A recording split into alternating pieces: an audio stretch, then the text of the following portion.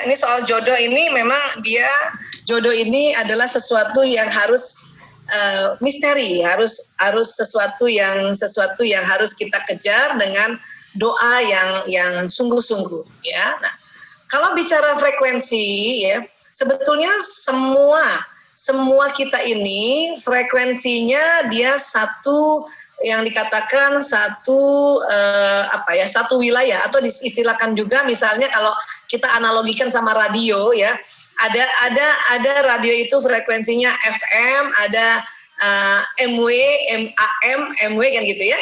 Nah, kita sesama umat Islam aja mungkin dia sama dengan satu frekuensi FM. Jadi kita semua ini sama-sama FM nih. FM ini kalau misalnya kita dengar radio sama-sama di FM itu ya, itu tune-nya atau ketemu frekuensinya itu pas ya. Nah, anak sama ibu dia sudahlah satu area frekuensi FM, gelombangnya sama. Misalnya ibunya 99,5, anaknya juga 99,5 FM. Itu persis kalau ibu sama anak.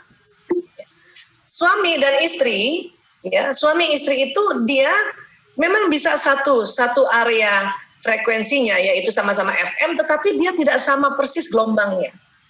Kalau ini dianalogikan ya, misalnya si istri 99,5, suami 99,8, dia beda 0,3 frekuensinya. Tapi kalau sama anak persis. Jodoh bagaimana jodoh Bu Aisyah? Jodoh juga begitu. Apalagi jodoh. Jodoh itu kalau baru ketemu ya, itu kan kita ada perasaan yang rasanya kayaknya ini soulmate aku ya. Sebetulnya rasa bahwa ini soulmate atau pasangan aku itu lebih kepada program yang ada di otak yang disebut program watak. Program watak. Saya orang yang damai, orang yang kalau bahasa kepribadian, psikologi kepribadian yang paling populer, saya ini orang pragmatis. Ya. Dulu, sewaktu saya niat, ya Allah, ya saya mohon ya Allah pertemukan jodohku waktu itu ya, tahun 90-an itu 90-91. Ya. Kemudian ya pada saat sudah doa seperti itu, otak saya mencari pasangannya. Pasangannya apa? Watak pragmatis atau watak damai ini punya pasangan selalu mencari yang koleris. Jadi saya pada saat lihat suami saya dulu nih sebelum menikah, itu otak dan kolbu saya deg-degan. Kenapa? Karena rupanya saya yang pragmatis, dia yang koleris, itu saling otak kita ini karena dia ada sinyalnya, dia saling menyapa. Kang Gin tahu persis itu suami saya sangat koleris.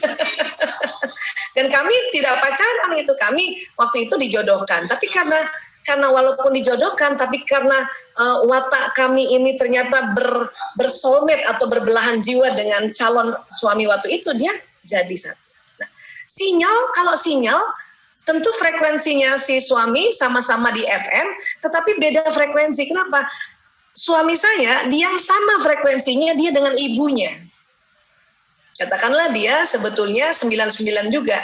Cuman 99,1 misalnya. Frekuensinya pada saat itu. Dia sama dengan ibunya. Tapi setelah kita menikah, kemudian ada ritual hubungan intim suami istri. Hubungan intim suami istri itu ternyata ya menyelaraskan frekuensi. Saya 99,5, suami 99,1 misalnya ya. Kami sudah 28 tahun berumah tangga. Artinya hubungan intimnya udah bertahun-tahun kan. Kemudian makan hampir sama, minum hampir sama, tidur ya sama-sama, ya senggol-senggolan kulit kita. Itu melakukan sebuah ya penyelarasan frekuensi. Jadi karena saya 99,5, beliau 9,1, karena selaras lama-lama ketemunya antara suami ini 99,8. Artinya kalau saya mendoakan suami mendoakan saya, itu juga sangat mujarab. Tetapi anak ke ibu, ya ibu ke anak kandung ya, ini persis banget frekuensi. Itulah yang saya mengatakan bahwa ibu-ibu itu harusnya sangat bersyukur. Kenapa? Karena Allah mendesain sinyalnya dengan anaknya sama persis. Sehingga kalau ibunya berkata sesuatu lewat doa, itu cepat mujarab makbul. Jangankan didoakan ya, ibunya berprasangka baik, itu terjadi langsung pada anak. Memang ibu tuh luar biasa ya. Ayah bagaimana? Ayah bisakah mendoakan anak? Bisa dong. Kenapa? Karena si ayahnya sudah satu frekuensi dengan ibunya kan, dia bisa. Tapi ibu lebih lagi. Suami bagaimana? Suami ini dia satu frekuensi dengan ibunya, maka sahabat-sahabatku sayang, buat ya ibu-ibu yang perempuan, kalau masih ada ibu mertua, sayangi dia, bikin dia gembira. Kenapa? Kalau ibu mertua gembira, maka suami 3 kali gembira. Bu Isa, saya nggak cocok sama ibu mertua saya. Ya memang nggak cocok, orang generasinya beda. Tapi bagaimana caranya kita yang muda, kita yang belajar untuk mengerti dia, menyayangi dia. Ya, itulah makanya mengapa dalam Islam ibunya suami perlu dihormati. Kenapa? Sinyal ibu suami sama dengan suami sinyal. Alhamdulillah, untung waktu itu saya sempat juga belajar ini, walaupun waktu itu ibu mertua saya masih ada. Saya belajar ilmu gini kan tahun 2000 tuh. Ya, ibu mertua saya masih ada, alhamdulillah, banget alhamdulillah.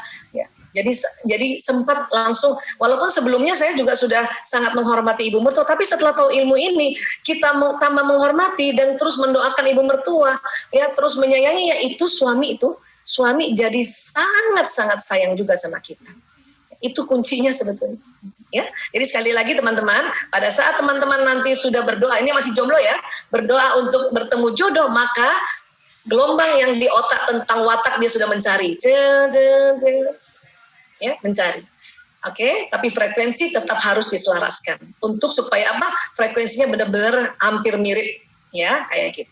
Oke, kira-kira begitu, Mbak Erni? Ya, baik.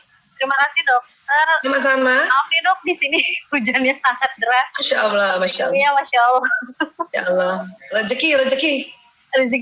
Amin. Untuk pertanyaan yang kedua, yaitu dari Bunda Ana Merlin kepada Dokter Aisyah, bagaimana cara menghadapi anak yang sering ngamuk ketika belajar online, dok? Dan satu lagi, perilaku anak-anak itu kadang mereka baik ke kakak dan adiknya, tapi kadang jahil. Nah, apakah sikap seperti itu normal ataukah seharusnya mereka baik selalu? Ya, tadi Kang Gin sudah jelaskan dan sangat detail ya, dan sangat sistematis ya, bahwa pada saat kita melihat seseorang anak, pada saat dia daring dan kemudian dia kesel, sedih, marah dan sebagainya, ya kita bisa lihat kondisinya beberapa hal. Ya. Satu, apakah dia ya lapar, apakah dia ngantuk, ya. Kemudian lihat juga wataknya, dia anak yang ekstrovert atau yang introvert. Kalau ekstrovert memang cepat ngamuk, karena selalu mau cepat, selalu mau buru-buru. Anaknya laki-laki apa perempuan? Laki-laki kalau sudah lapar, kita paksa dia untuk sebentar lagi nak, tanggung nak, nanti aja kita makannya. Ya, lihat lagi tuh, ya lihat lagi. Atau misalnya lagi kerjain PR, tinggal 2 soal. Anaknya bilang, bunda aku lapar. Terus bundanya bilang, sebentar nak, tanggung 2 lagi. Itu bisa ngamuk anak laki. Saya berpengalaman karena anak saya 4 laki-laki. Untung ada sedikit ilmu tentang bahwa laki-laki ini pantang ya nasehatin anak laki, pantang maksa anak laki belajar dalam keadaan dia lapar. Jadi sekarang kalau anak-anak, Bu, aku lapar, aku makan dulu baru kerjain tugas, ayo kita makan nak. Itu akan jauh lebih baik kalau buat anak laki-laki ya. Terus lihat lagi bagaimana bahasa kasihnya ya. Anak yang tantrum itu bisa jadi dia sudah kecapean, keletihan, kelaparan, dan memang juga temperamen wataknya. Dan satu lagi ya, baterai di otaknya itu, energi otaknya itu kosong ya, baterainya kosong. Nah, tapi lihat lagi nih, tantrumnya yang setiap hari apa bukan? Kalau yang setiap hari mungkin ada gangguan listrik di otaknya. Itu perlu dibawa ke dokter spesialis anak untuk dilihat. Apakah dia autism, apakah dia ADHD, ya, apakah dia ada loncatan seperti epilepsi dan sebagainya, ya, kalau setiap hari, oke? Jadi kira-kira seperti itu.